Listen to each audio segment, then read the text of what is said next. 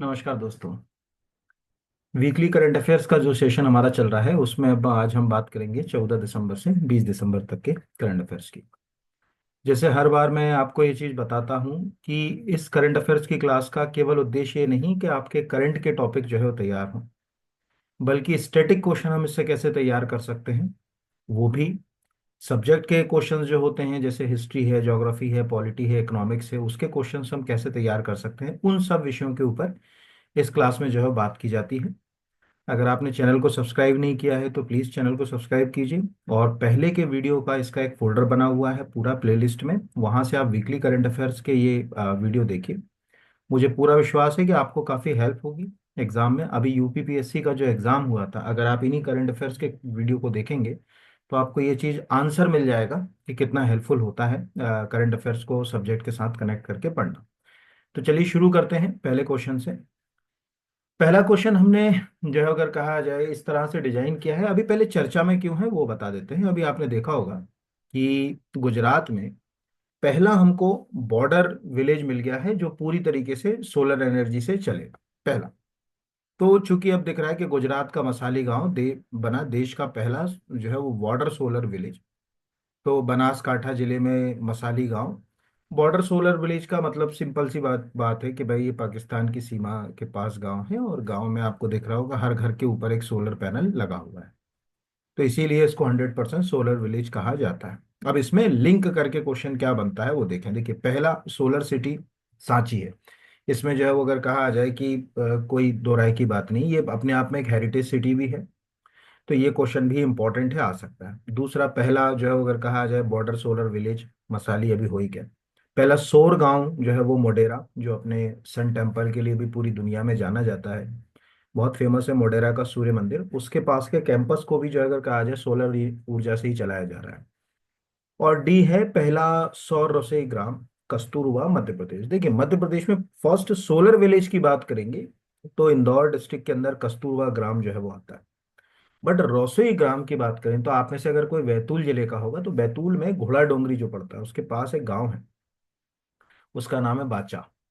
वहां पर हर घर में सोलर पैनल लगाया गया और वो लोग जो है अगर कहा जाए ना तो एलपीजी का यूज करते। देखिए, अब प्रैक्टिकली कितना यूज होता है वो तो गॉड नोज, लेकिन अगर हम सरकारी आंकड़ों की बात करें अभी यहाँ पर, ना वो लकड़ी का कोयले का यूज करते हैं, बल्कि वो सोलर पैनल उनके घर पे लगे हुए हैं और उसी से जो है अगर कहा जाए कि इलेक्ट्रिक स्टोव उनके घर में उनको दे दिया गया है, जिससे वो अपना भोजन आदि जो है बनाते हैं। इस तरह से वो फर्स्ट सोलर रसोई विलेज है। तो उसका आंसर तो है ये वाचा, जो आपको नीचे दिख रहा है यहाँ पर, ये बैतूल जिले में आता है।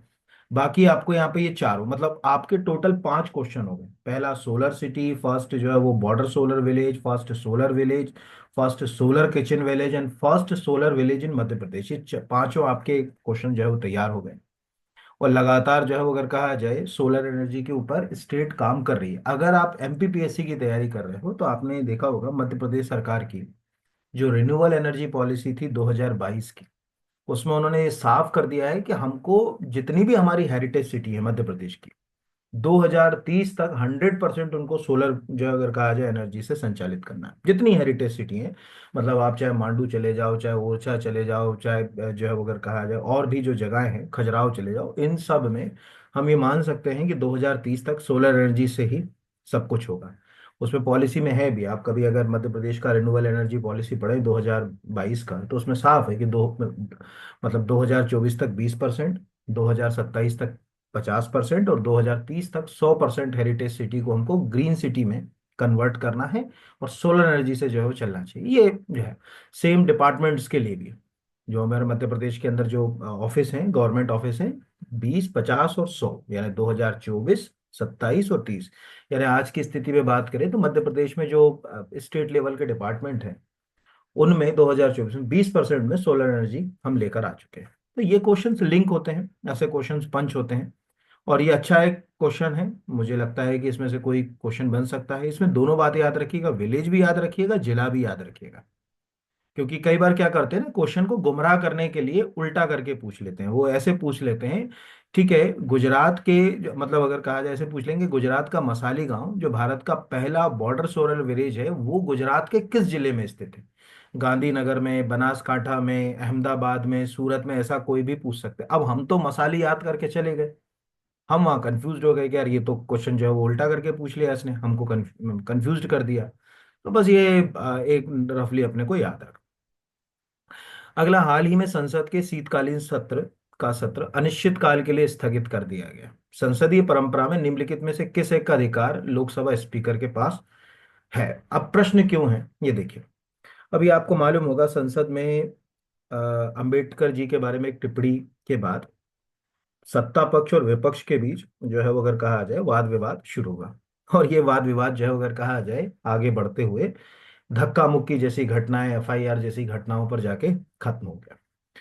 जब ये वाद विवाद चल रहा था तो उस समय स्पीकर ने जो ये जो सेशन चल रहा है विंटर सेशन का, इसको मतलब अनिश्चित काल के लिए स्थगित कर दिया। जो एडजॉर्न सिंस डाई है, इसका मतलब होगा कि भाई अनिश्चित काल। अनिश्चित काल का मतलब ही सिंपल वे में समझ लो कि अभी ये गया सेशन, अब तो सीधे जो अगर कहा जाए वो मतलब बजट सेशन में ही जो है वो मिलेंगे, साल का जो पहला सेशन है उसमें। तो चूंकि अनिश्चित काल, भाई एक एडजॉर्नमेंट तो होता ही है, एडजॉर्नमेंट मोशन लाके जो है वो आप जो है वो उसको मतलब स्थगित कर सकते हो 2 घंटे के लिए, 4 घंटे के लिए, एक दिन के लिए, 2 घंटे दिन के लिए, एक हफ्ता के लिए। बट आपने लिख दिया कि एडजॉर्न सिंस डाई, तो गड़बड़ हो जाती। तो प्रश्न यहीं पर है कि एग्जैक्टली जब ये पूरा ये आया भी है, पीआईबी में भी प्रेस रिलीज आया और कई सारे न्यूज़पेपर की फ्रंट पेज पे आया। तो अब हमें पता होना चाहिए कि एग्जैक्टली वो स्पीकर, अगर यही कहानी विधानसभा में होती तो विधानसभा स्पीकर भी वो क्या कर सकता है। तो पहला, प्रोरोगेशन वो नहीं कर सकता। सत्रावसान का मतलब है कि ये सेशन खत्म, अब हम अगले सेशन में बात करेंगे, इसको बोलते हैं प्रोरोगेशन। अभी एडजॉर्न सिंस डाई का क्या मतलब हुआ कि अभी भी मौका है, वो चाहे तो सत्र को बुला सकता। वो कहे कि ठीक है भाई, हम जो अगर कहा जाए अनिश्चित काल के बाद, उन्होंने कहा ठीक है 8 दिन के बाद बुला लिया, 4 दिन के बाद बुला लिया यहाँ पर, लेकिन अगर सत्रावसान हो गया, खत्म, वो सेशन गया। दूसरा, डिसॉल्व करने का, लोकसभा या विधानसभा के विघटन का अधिकार जो है वो अगर कहा जाए स्पीकर को नहीं दिया गया। प्रोरोगेशन का और डिसॉल्यूशन का अधिकार इनको नहीं है। अगर आप सेंट्रल में हो, यानी पार्लियामेंट्री सिस्टम में हो सेंट्रल के अंदर, तो ये दोनों राइट जो है अगर कहा जाए प्रेसिडेंट के पास है, और अगर आप स्टेट में हो तो दोनों गवर्नर के पास है।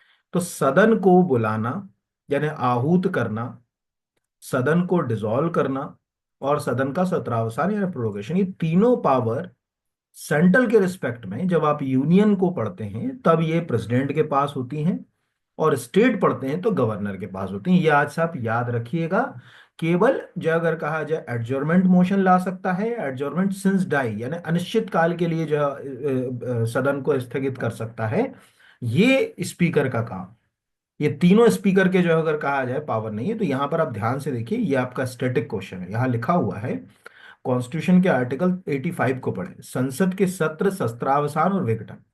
राष्ट्रपति समय समय पर संसद के प्रत्येक सदन को ऐसे समय पर, स्थान पर जहां वह ठीक समझे, अधिवेशन को आहूत, आहूत का मतलब है सम्मन, ठीक है, आहूत वर्ड जो आहूत ही याद रखिएगा। अगर आपने बुला सकता है याद कर लिया तो गड़बड़ हो जाए।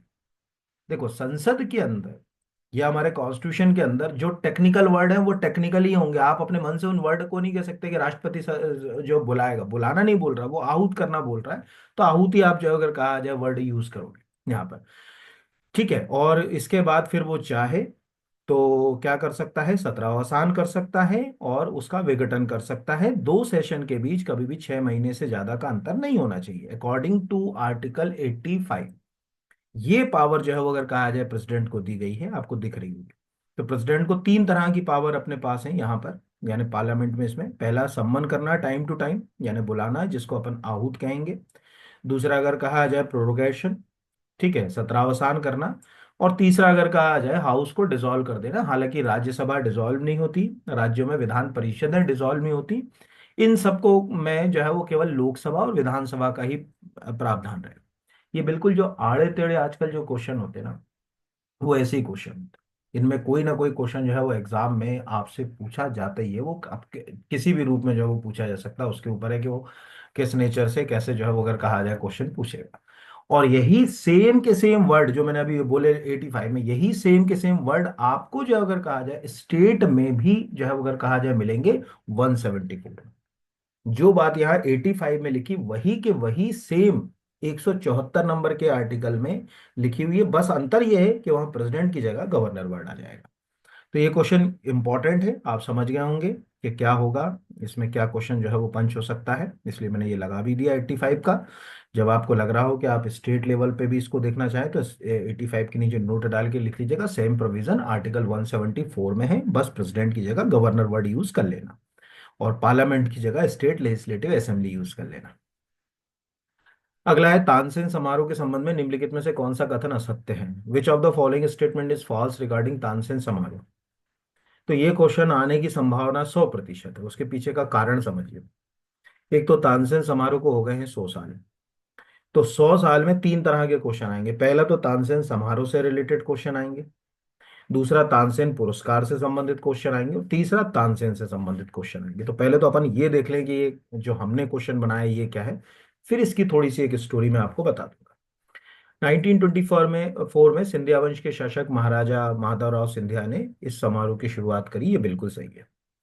तानसेन समारोह को राष्ट्रीय स्तर पर पहचान दिलाने का श्रेय प्रसिद्ध राजनेता वीबी केसकर को जाता है। अभी एग्जैक्टली क्या था, जब तानसेन समारोह शुरू हुआ तो ये ग्वालियर तक ही सीमित था, क्योंकि ग्वालियर में ऑलरेडी म्यूजिक का एक घराना था जिसको हम ग्वालियर घराना कहते हैं। देखो, मध्य प्रदेश के अंदर म्यूजिक से संबंधित तीन इंस्टीट्यूशन है, दो घराने की मतलब पहचान बनाए हुए हैं और एक बैंड की।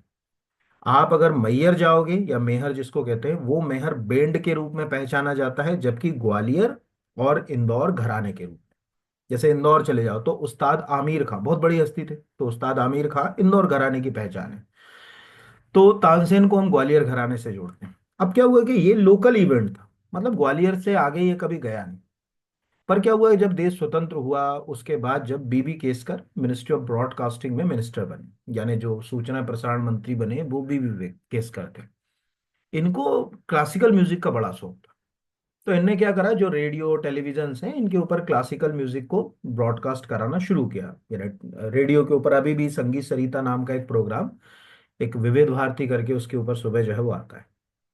तो जब ये शुरू हुआ तो निश्चित रूप से ये जो क्लासिकल इवेंट्स हो रहे थे जैसे ग्वालियर का, ये लोगों तक पहुंचा रहे यार, वहां के रिकॉर्डिंग्स भी सुनने को मिली ऑडियो में उनको, अच्छा ये।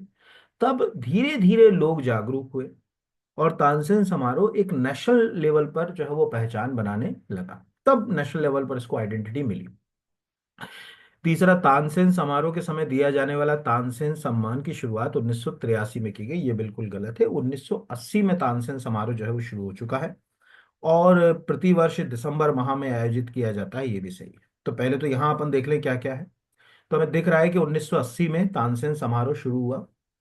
वर्तमान में इसमें 5 लाख रुपए की सम्मान राशि और प्रशस्ति पट्टिका जो है वो दी जाती है। ये एक तो क्वेश्चन आपको ये एग्जाम में जो है वो आएगा ही आएगा यहाँ पर। दूसरा, जो मैंने आपसे कहा कि आप अपने स्तर पे कम से कम थोड़ा बहुत, ज्यादा नहीं लेकिन थोड़ा बहुत जो है वो तानसेन के बारे में, जैसे तानसेन के पिता रामतनु पांडे, ठीक है, उनका जो उस साइड में जो अगर कहा जाए कि पता होना चाहिए, मखरत पांडे, गलती से निकल गया। और तानसेन का जो बचपन का नाम आपको पता होना चाहिए कि भैया तानसेन जो है वो, उनका जो नाम था क्या था बचपन का, उनका नाम रामतनु था, है ना, उनके पिता का नाम मकरंद पांडे था, वो मेरे मुंह से रामतनु निकल गया एकदम से। फिर तानसेन जब बड़े हो रहे थे तो वो एक जो है अगर कहा जाए बहुत ही प्रसिद्ध जो है वो उस समय के मतलब विद्वान जो थे, संगीत के जानकार थे, हिंदुस्तानी क्लासिकल के स्वामी हरिदास, उनके संपर्क में आ गए। तो उनका बड़ा एक इन्फ्लुएंस रहा स्वामी हरिदास का वृंदावन में, ठीक है। यहाँ पर ऐसे भी ग्वालियर के आसपास आप क्षेत्र देखोगे, वृंदावन का बड़ा जो है वो रोल जो है। फिर वहां से निकलकर जो है वो तानसेन आए मोहम्मद गौस के संपर्क में, फिर उसके बाद ग्वालियर के राजा मानसिंह तोमर के संपर्क में आए, रीवा के महाराज के संपर्क में आए, फिर अकबर के दरबार में जो है अगर कहा जाए पहुंचे। अकबर के दरबार में पहुंचे तो उन्होंने संगीत की एक नई जो है अगर कहा जाए विधा को, जिसको ध्रुपद कहते हैं, आज भी क्लासिकल म्यूजिक में ध्रुपद का एक बड़ा इंपॉर्टेंट रोल है। ध्रुपद को जो अगर कहा जाए पहचान दिलाना शुरू करी, कई उन्होंने राग जो है अगर कहा जाए विकसित किए। तो इस तरह से हमारे सामने ये आ सकता है ना, वो ये पूछ सकता है कि मतलब कि रीवा के किस महाराज के दरबार में थे, तो राजा रामचंद्र जो है उनके बारे में हमको पता होना चाहिए। या ग्वालियर के किस राजा के, तो राजा मानसिंह तोमर। या वृंदावन के किस जो है अगर कहा जाए मतलब अगर कहा जाए कि विद्वान के संपर्क में वो रहे, तो वो हमको पता है कि स्वामी हरिदास जो है अगर कहा जाए, बहुत फेमस म्यूजिशियन थे वो भी स्वामी हरिदास। उनके संपर्क में ऐसे क्वेश्चंस आपको एग्जाम्स में पूछे जाते हैं, ये हमेशा आपको कहीं ना कहीं क्वेश्चन आते हैं। तो आपकी मतलब इसमें देखिए क्या होगा कि एक टीचर आपको कितना भी पढ़ा दे, मैं आपको अगर तानसेन के बारे में 50 भी चीजें बता दूं तो कुछ नहीं, लेकिन आपकी जिम्मेदारी कि अगर कोई इवेंट 100 ईयर कंप्लीट कर रहा है तो कम से कम तानसेन के बारे में जो जो चीजें आपके दिमाग में है, एक लिस्ट अपनी कॉपी के अंदर बना के रख ले कि भाई ये क्वेश्चन मुझसे ग्वालियर घराने के ऊपर पूछा जा सकता है, ध्रुपद के किसके द्वारा जो है वो ध्रुपद को पहचानने लगे ये पूछ सकता है, ग्वालियर घराने के बारे में भी पूछ सकता है कि ग्वालियर घराना जो है वो अगर कहा जाए किसने खड़ा किया।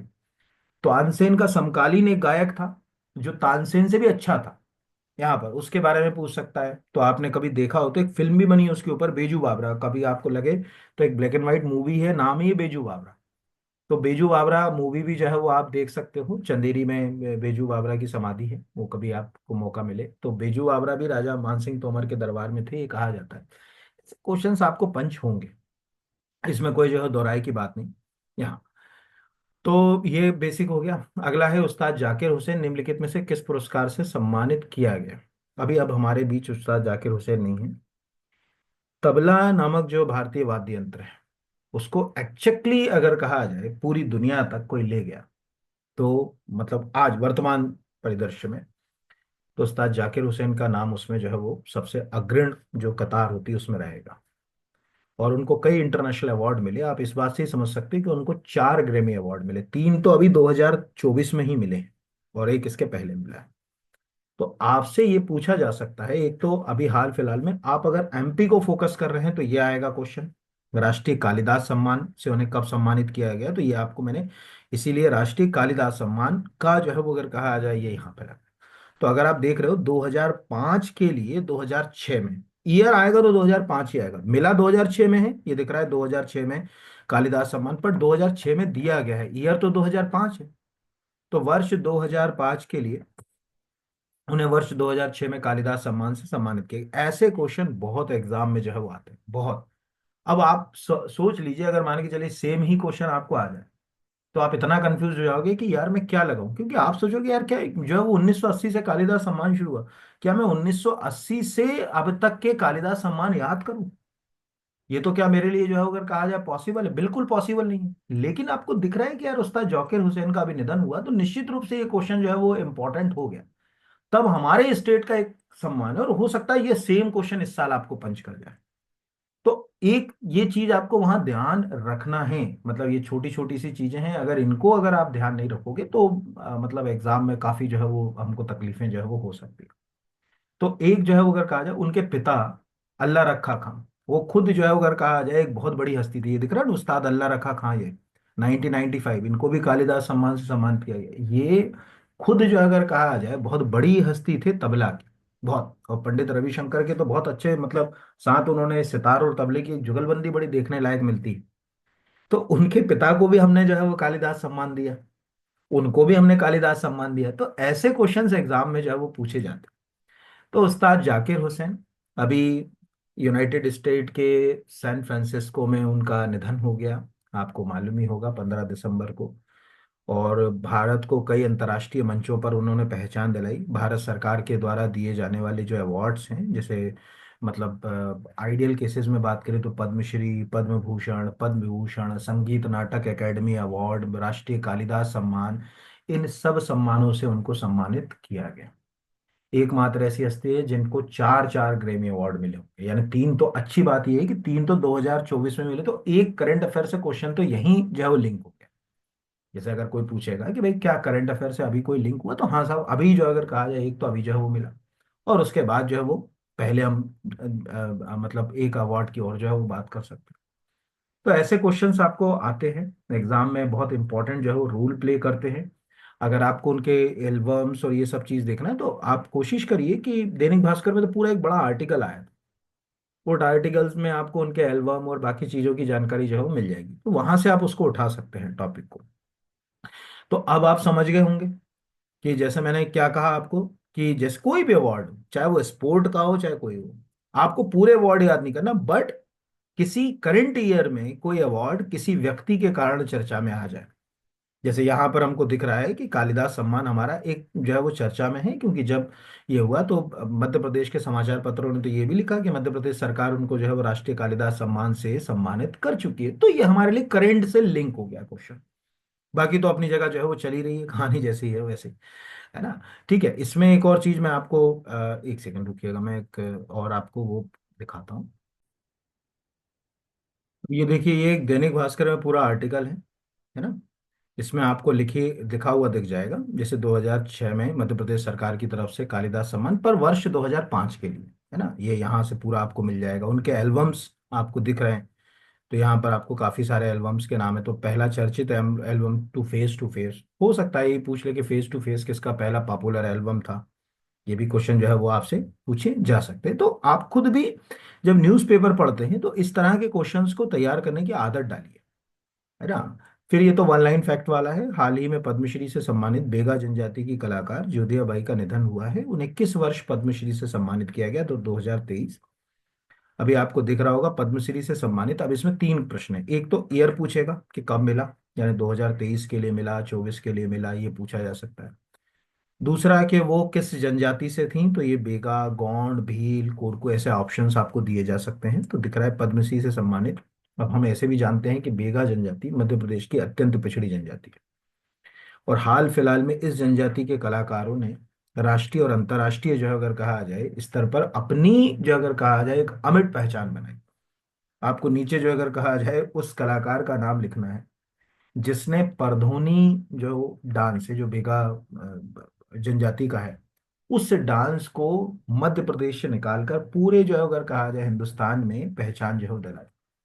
वैसे तो नाम आपको अर्जुन सिंह दुर्वे का जो है वो नाम याद ही होगा, लेकिन हमको ये पता होना चाहिए कि यार किस ट्राइब से हैं, तो मतलब कैसे जो पहचान बढ़ी। तो अभी हमारे छोटे छोटे क्वेश्चंस क्या होते हैं, उमरिया जिले से संबंध है, ठीक है। बेगा चित्रकार थी। यहाँ पर आपको लिख ही रहा है कि 2023 में राष्ट्रपति द्रौपदी मुर्मू ने उन्हें पद्मश्री से सम्मानित किया। 2022 में उन्हें नारी शक्ति सम्मान जो है वो दिया गया यहाँ पर। तो ये बाकी जो है वो चित्रकारी में जनगण तस्वीर खाना से शुरू हुआ। जनगण श्याम आपको तो मालूम ही होगा, बहुत बड़ी हस्ती थे। उनसे सब लोग जो जुड़े हुए भी हैं। तो ये बस एक लिंक वाली चीजें होती हैं इसमें। अब आपको ऐसा लग रहा होगा कि ये क्वेश्चन तो केमिस्ट्री का है। तो अगर आप आज का दैनिक भास्कर भी पढ़ेंगे तो भी आर्टिकल है। और ये वाला है ना, जॉर्जिया के एक रिसोर्ट में 11 भारतीयों की मौत कार्बन मोनोऑक्साइड की वजह से। ऐसे भी विंटर में कार्बन मोनोऑक्साइड की घटनाएं बहुत होती हैं। पहले तो मैं 2 मिनट इस प्रश्न को शुरू करने से पहले बता दूं कि जब हम कंबंशन करते हैं, दहन करते हैं, और अपूर्ण दहन होता है या पार्शली कंबंशन जिसको अपन बोलते हैं आंशिक दहन, तो उस समय एक सफेद धुएं जैसी अगर कहा जाए गैस उत्पन्न हो जाती है जिसको हम कार्बन मोनोऑक्साइड कहते हैं। ये इतनी टॉक्सिक, कार्बन डाइऑक्साइड टॉक्सिक नहीं है, पर कार्बन मोनोऑक्साइड जो अगर कहा जाए टॉक्सिक गैस है। ये एक विषैली गैस है। इसकी खासियत होती है कि हमारे ब्लड में जो अगर कहा जाए जब डाइल्यूट होना शुरू होती है तो ये एक जाले जैसा बना लेती है। तो हमारी जो ऑक्सीजन है वो ऑक्सीजन ऑर्गन तक, सेल्स तक पहुंच ही नहीं पा रही। अब ऑक्सीजन नहीं पूरी तो हमको घबराहट हो रही। बिल्कुल कार्बन मोनोऑक्साइड की फीलिंग क्या होती होगी, किसी का गला ऐसे दबा दो बहुत तेजी से, या उसके ऊपर मुंह पे कपड़ा रख दो, तो उसको जो छटपटाहट होगी ना, क्योंकि ऑर्गन को ऑक्सीजन नहीं मिलेगी, सेम छटपटाहट फील करता है। तो कई बार आपने देखा होगा कि आप किसी बस से सफर करते हो और बस किसी स्टैंड पे रुकती है तो कैसे भुडर भुडर भुडर भुडर ऐसे करती है ना। उस समय क्या होता है, कंबंशन पार्शली हो रहा होता है। तो उस समय कार्बन मोनोऑक्साइड रिलीज होती रहती है, और ये कार्बन मोनोऑक्साइड से घबराहट होने लगती है। किसी किसी को तो वोमिटिंग हो जाती है, किसी को पसीना आने लगता है। कभी भी आप देखिए हाईवे पे बहुत तेज रफ्तार से गाड़ी दौड़ रही है, तब तकलीफ नहीं होगी आपको, लेकिन वो धीरे धीरे चल रही है तब तकलीफ होगी। तो एक तो ये बहुत ही ज्यादा पाइजनस टॉक्सिक गैस है, बिल्कुल सही है। दूसरा, कार्बन मोनोऑक्साइड को शुष्क भर कहा जाता है, गलत है, क्योंकि वो कार्बन डाइऑक्साइड होती है। ड्राई आइस के नाम से उसको जाना जाता है। जब उसको कंप्रेस्ड करते हैं तो वो ठोस अवस्था में चली जाती है, उसका टेम्परेचर इतना कम हो जाता है कि उसको ड्राई आइस कहने लगते हैं। आजकल तो शादी वादी में भी ड्राई आइस बहुत हो रही है ना, वो दूल्हा दुल्हन जब स्टेज पे जाते हैं तो वो धुएं जैसा दिखता है निकलता हुआ, वो सब कार्बन डाइऑक्साइड का सॉलिड फॉर्म है। आंतरिक दहन इंजन से कार्बन मोनोऑक्साइड गैस उत्पन्न होती है, बिल्कुल। इसको न्यूट्रलाइज करना बहुत जरूरी है, बहुत ही ज्यादा जरूरी है। अगर हम इसको न्यूट्रलाइज नहीं करें तो ये बहुत बड़ी जो अगर कहा जाए घटनाओं का कारण जो है बन सकती है। और प्रोड्यूसर गैस जो होती है जिसका कई जगह इस्तेमाल करा जाता है, उसमें कार्बन मोनोऑक्साइड एक घटक है। अब जो नीचे के दो हैं ये केमिस्ट्री के टॉपिक्स है। वैसे तो चारों ही केमिस्ट्री के, करंट अफेयर्स आपका केमिस्ट्री में लिंक हो गया। जैसे आज आपको ये पता चल गया कि आंतरिक दहन जो इंटरनल कंबंशन इंजन है उनमें कार्बन मोनोऑक्साइड उत्पन्न होती है। तो आप कभी अपनी गाड़ी का साइलेंसर देखिएगा, उसमें एक डिवाइस लगी होती है दिखा देता हूँ। कैटलिक कन्वर्टर, उसको कहते हैं कैटलिक कन्वर्टर, बहुत कॉस्टली होता है क्योंकि इसमें प्रीसियस मेटल्स जो है वो यूज की जाती है। इस कैटलिक कन्वर्टर का काम ही होता है कि इन कार्बन मोनोऑक्साइड और अन्य हार्मफुल गैसेस को न्यूट्रलाइज करना। देखो ये SC CO, ठीक है, ये जो हार्मफुल गैसेस हैं इसमें कार्बन मोनोऑक्साइड इधर से ये कन्वर्ट कर देगा इसको काय में, कार्बन डाइऑक्साइड। ये न्यूट्रलाइज करता है। कई बार आपने पेट्रोल की गाड़ियों में देखा होगा ना कि जो साइलेंसर उसमें से पानी गिरता रहता है, तो कभी सोचा है कैसे गिरता है? ये कैटलिक कन्वर्टर। और कई बार मैकेनिक क्या करते हैं, इसको तोड़ देते हैं या इसको निकाल देते हैं। कई लोग ही इसको निकाल कर साइलेंसर को सीधा कर देते हैं, तो वो एनवायरनमेंट में, तो ये आपको दिख रहा होगा कि एक तो हम कार्बन मोनोऑक्साइड को सीधे नहीं छोड़ सकते, तो उसको हार्मफुल कार्बन मोनोऑक्साइड को कन्वर्ट करने के लिए, यानी CO बहुत हार्मफुल है, CO2 नहीं। ये पहला हो गया जो आपको यहाँ दिख रहा। दूसरा जो मैंने कहा, प्रोड्यूसर गैस। प्रोड्यूसर गैस, तो कभी आप में से कोई अगर केमिस्ट्री वाला स्टूडेंट होगा या किसी भी एग्जाम की तैयारी कर रहा हो, तो ये लिखा हुआ producer gas is the fuel mixture that made in the burn coal coke wood air, ये सब है। और इसमें मेनली आपको दिख रहा है the producer gas mixture the flammable gas like carbon monoxide and hydrogen, and non flammable gas is nitrogen. ठीक है, और ये अदर अदर जो है वो करता है। बट इसमें सबसे ज्यादा जो रोल होता है वो कार्बन मोनोऑक्साइड का एक बहुत इंपॉर्टेंट रोल जिसमें जो है वो रहता है। तो लिखा ना ये, हाउ द प्रोड्यूसर गैस जो prepared the mixture of carbon monoxide called producer gas. ऐसे क्वेश्चंस भी एग्जाम में पूछे जाते हैं, ये सही निश्चित रूप से। कई ये क्वेश्चन किसी जगह जगह पूछा गया, जैसे यूट्यूब पे ही कोई करा रहा है, तो ये क्यों करा रहा है, तो आप समझ गए होंगे। तो अभी हमारे सामने, हम केमिस्ट्री नहीं पढ़ रहे, लेकिन हमारे सामने एक घटना है जिसमें ये आया है। आप अगर जॉर्जिया में 11, आप एक सिंपल यहाँ टाइप करें, मतलब कितना चर्चित है, जॉर्जिया में 11 भारतीयों की मौत। तो हर एक न्यूज़पेपर ने उस कार्बन मोनोऑक्साइड की कहानी को लिखा। ये लिखा हुआ है कि जॉर्जिया में, ये देखिए जागरण, जॉर्जिया के गुंदोरी में एक पहाड़ी रेस्टोरेंट में 11 भारतीयों सहित 12 लोगों की मौत हो गई। कार्बन मोनोऑक्साइड गैस के रिसाव के कारण यह हादसा हुआ। ठीक है, मृतकों में पंजाब के 10 लोग शामिल हैं। ये जितनी भी खबरें आपको दिख रही सब में वो कार्बन मोनोऑक्साइड चर्चा में। और अभी हाल फिलहाल में ये विंटर्स में कई लोग क्या करते हैं, घर के अंदर ही सिगड़ी रख के, जो अगर कहा जाए सो गए, अब सिगड़ी रख के सो गए तो ऑक्सीजन मिली नहीं जलने के लिए, तो कंबंशन हुआ, पार्शली पार्शली कंबंशन हुआ, तो घर में देखा होगा सफेद सा धुआं होने लगता। उसके कारण कार्बन मोनोऑक्साइड में कई बार जो है ना, रात में पता चले परिवार के 3 लोग शांत खत्म हो गए। ऐसे कई खबरें आती। अभी 1-2 साल पहले तो किसी सरकारी दफ्तर की खबर पड़ी थी मैंने, जिसमें एक वो वहां का कोई प्यून था, वो रात में सिगड़ी जला के अंदर सो गया, सुबह उसकी डेथ हो गई। तो जानकारी के अभाव में दुर्घटनाएं बहुत घटती हैं। तो अभी हमारे सामने केमिस्ट्री का क्वेश्चन एक सब्जेक्ट के क्वेश्चन के साथ जो है वो लिंक हुआ, ये तैयार हुआ। अगला है, हाल ही में, इसका आंसर बेंगलुरु नहीं है, पहले तो मैं इसका आंसर जो है वो करेक्शन कर दूं, एक मिनट। ठीक है, ये जो अगर कहा जाए इसका आंसर बेंगलुरु नहीं है, इसका आंसर मुंबई है। ये एग्जैक्टली टाइपिंग में कई बार जो है वो हो जाता है ना। हाल ही में सैयद मुश्ताक अली ट्रॉफी में मध्य प्रदेश को हराकर मुंबई चैंपियन बना। अच्छा सॉरी, ये मैंने ऐसा क्वेश्चन लिया, मैं सोच रहा कि बेंगलुरु में भी देखो अब क्या होता है ना, आंख के अंदर नाम नेन सुख, ये कहावत जो है वो लागू हो गई ना। कभी प्रश्न ही ठीक से नहीं देखा मैंने, मेरे को लगा कि मैंने ये वाला क्वेश्चन टाइप करा है। हाल ही में सैयद मुश्ताक अली ट्रॉफी में मध्य प्रदेश को हराकर मुंबई चैंपियन बना। इस ट्रॉफी का फाइनल कहाँ खेला है? बेंगलुरु में। अब ये क्यों, एक तो देखो बड़ा रेयर है कि हम जो है वो फाइनल तक पहुंच पाए। तो दिख रहा है कि मुंबई 3 साल के बाद दूसरी बार सैयद मुश्ताक अली ट्रॉफी का खिताब जीता। रविवार को टीम ने बेंगलुरु में मध्य प्रदेश को 5 विकेट से फाइनल में हराया, चिन्ना स्वामी स्टेडियम में। पहले बैटिंग करते हुए तो आपको 3 प्रश्न हुए। पहला, आपको ये क्वेश्चन यहाँ तैयार हो गया कि सैयद मुश्ताक अली ट्रॉफी का संबंध किस खेल से है, तो वो क्रिकेट हो गया। दूसरा कि सैयद मुश्ताक अली ट्रॉफी का फाइनल कहाँ खेला गया, तो वो बेंगलुरु हो गया। तीसरा कि चिन्ना स्वामी क्रिकेट स्टेडियम, क्योंकि देखो मध्य प्रदेश कहीं कोई खेल रहा है ना, कोई इवेंट, तो प्रश्न तो बनेगा ही बनेगा। चिन्ना स्वामी स्टेडियम कहाँ है, तो बेंगलुरु में है, यहाँ पर।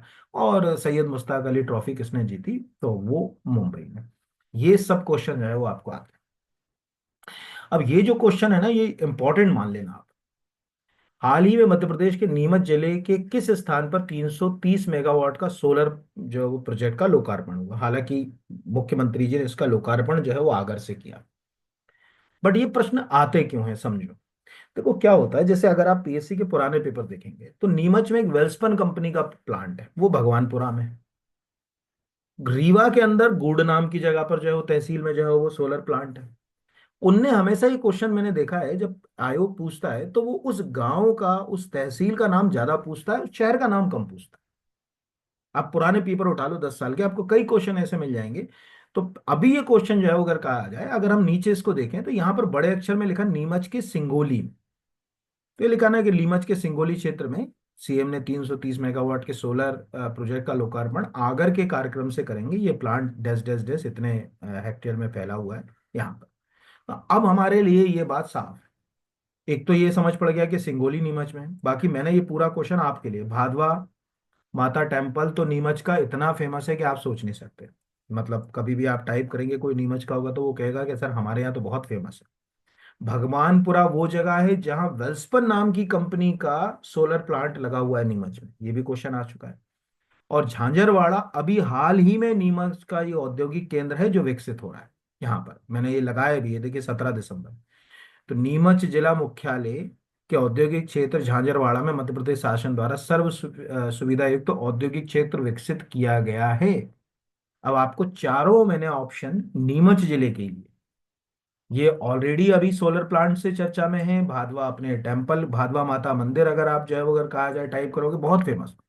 बाकी डिस्ट्रिक्ट के बच्चों का तो नहीं मालूम मुझे, पर नीमच मंदसौर रतलाम वाला जो है अगर कहा जाए कोई स्टूडेंट होगा तो वो तो ये कह ही देगा कि हाँ सर ये बहुत ही ज्यादा फेमस है। ये है भादवा माता टेम्पल नीमच, स्क्रीन पे आपको दिख रहा होगा यहाँ। वेरी फेमस, ये नीमच डिस्ट्रिक्ट की वेबसाइट के ऊपर जो है वो आपको आर्टिकल जो है वो दिख रहा है यहाँ पर। और बाकी जो चौथा मैंने आपको बोल दिया। अब क्या होने लगा आजकल ऐसे ही ना, वो पूछ लेगा झांझरवाड़ा नाम का औद्योगिक केंद्र कहाँ है। अभी आप सोचिए, आप में से कितनों को मालूम है झांझरवाड़ा जो है वो औद्योगिक क्षेत्र कहाँ विकसित हो रहा है। ये करंट में आ गया ना, तो नीमच में। तो कुछ औद्योगिक केंद्र तो फेमस है ना, पीतमपुर है, बानमोर है, ठीक है, जो अगर कहा जाए बुधनी है, गोविंदपुरा है भोपाल के अंदर, पीतमपुर है, ये सब तो फेमस हैं। अब गए जमाने के ये पूछेंगे, अब नए मुहासा, ठीक है, नर्मदापुरम में बावई के पास डेवलप हो रहा है, ये झांझरवाड़ा अभी नया डेवलप हो रहा है, ये सब अब आएंगे एग्जाम। तो इनकी भूमिका आप जो है अगर कहा जाए होना शुरू हो गई, तो आप समझ गए होंगे कि क्वेश्चन किस तरह से जो है वो आपको आएगा। तो नीमच जिले के सिंगोली के गांव, ठीक है, बड़ा वादा में 160 डैश डैश डैश डैश ये प्लांट है, ये लिखा हुआ है। आप इसको पूरा पढ़ें, आपको काम आएगा कि जगह का नाम है सिंगोली, उसके पास जो है वो बड़ा वादा नाम का गांव है। ये पूरा आर्टिकल आपको एग्जाम में पूछा जा सकता है। फिर भारत की पहल पर किस तिथि को विश्व ध्यान दिवस घोषित किया गया?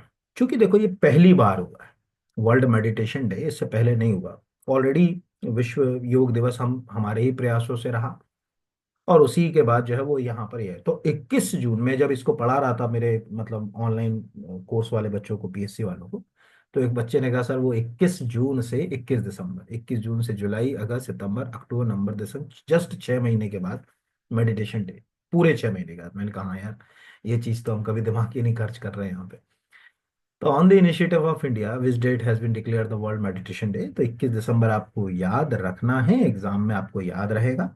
आध्यात्मिक गुरु श्री रविशंकर 21 दिसंबर को पहले विश्व ध्यान दिवस के उद्घाटन सत्र में यूएन मुख्यालय में मुख्य भाषण देंगे। यह वैश्विक ध्यान आंदोलन के लिए एक ऐतिहासिक क्षण है। और ध्यान ने, जो अगर कहा जाए मेडिटेशन ने, भारत को पूरी दुनिया में अगर कहा जाए पहचान दिलाई। आपको मालूम होगा ये ध्यान जो है वो योग का ही एक हिस्सा माना जाता है। अगर आप योग को देखेंगे तो योग के जो है वो दो हिस्से हैं। अष्टांग योग में चार जो शरीर के अंदर है, चार जो शरीर के बाहर है, उसको हम आम भाषा में अष्टांग योग के नाम से जानते हैं। तो ध्यान भी उसके अंदर है, जिसको अपन आम भाषा में बोलते हैं कि मेडिटेशन। तो ध्यान वो अवस्था है जिसके बाद हम आखिरी अवस्था की ओर जाते हैं, जिसको हम आम भाषा में बोलते हैं समाधि। तो आपने देखा होगा ना, यम नियम आसन प्राणायाम प्रत्याहार धारणा ध्यान समाधि अष्टांग योग के 8 हिस्से होते हैं। 4 अंतरंग योग होते हैं और 4 बाह्य रंग होते हैं। एक 4 जो है वो हम अंदर से ले रहे हैं, और 4 जो अगर कहा जाए हम बाहर से जो है अगर कहा जाए उसके ऊपर कर रहे हैं। तो कभी ये आ जाए मेनली अगर कहा जाए तो ये आप एग्जाम में जो है वो पूछ सकते हैं कि यम नियम आसन प्राणायाम प्रत्याहार इसका क्या है, ये बाह्य रोकना है। अंतरंग धारणा है, ध्यान है, समाधि है, ये सब जो है वो अंतरंग रूप में जो है वो आते हैं। तो ये ऐसे क्वेश्चन अब आजकल जो है वो एग्जाम में जो है वो पूछे जाने लगे हैं। अगला भी एक इंपॉर्टेंट क्वेश्चन है, इससे भी कुछ ना कुछ क्वेश्चन जो है वो एग्जाम में जो है वो बनेगा ही बनेगा। गंगा डॉल्फिन के संबंध में निम्नलिखित कथनों में से कौन सा कथन असत्य है? गंगा डॉल्फिन का वैज्ञानिक नाम इनिया जियोफेंसिस है, ये गलत है, क्योंकि इनिया जियोफेंसिस नाम की जो डॉल्फिन है जिसके मुंह में बहुत बड़े बड़े नुकीले दांत होते हैं, ये पाई जाती है अमेजॉन नदी के अंदर। ये अमेजॉन की, ये पहले ही गलत है। फिर भी मैं आपको ये बता दूं, गंगेटिक डॉल्फिन गंगा ब्रह्मपुत्र और उसकी सहायक नदियों में निश्चित रूप से, आप इंडस में भी जाओगे वहां भी मिल जाएगी, यानी सिंधु नदी तंत्र में भी मिल जाएगी, गंगा में भी मिल जाएगी, ब्रह्मपुत्र में भी मिल जाएगी, और गंगा की सहायक नदियों में भी ये डॉल्फिन मिल जाती है। जैसे अगर हम मध्य प्रदेश में चंबल की बात करें तो चंबल में भी आपको डॉल्फिन मिल जाएगी। ठीक है, तो ये एक बेसिक सी पहला तो यहाँ पर हो गया। भारत के असम में पहली बार गंगा नदी डॉल्फिन टैगिंग का आयोजन किया गया। टैगिंग का मतलब है कि भाई देखिए क्या हो रहा है कि क्लाइमेट चेंज का असर जीव जंतुओं पे ज्यादा हो रहा है, तो डॉल्फिन पर और खासकर गंगेटिक डॉल्फिन पे, इसके साथ एक बहुत बड़ी बेचारी के साथ दुविधा है। बहुत कम लोगों को पता है कि गंगेटिक डॉल्फिन ब्लाइंड होती है, वो दिखता नहीं है उनको, अंधी होती है। और मैमल है, ये भी आप याद रखिएगा, नहीं तो आप सोचोगे ये अगर कहा आ जाए कि ये फिश के अंतर्गत आती है, मछली की तरह है लेकिन मछली में नहीं आएंगी, सीधे बच्चों को जन्म देती हैं, और ब्लाइंड होने के बाद इनकी फैमिली, यानी जो इनका ग्रुप होता है, ये उस बच्चे को पालता है। इससे ज्यादा और क्या मतलब अगर कहा जाए कि आप डेडिकेशन देखोगे उस फैमिली का।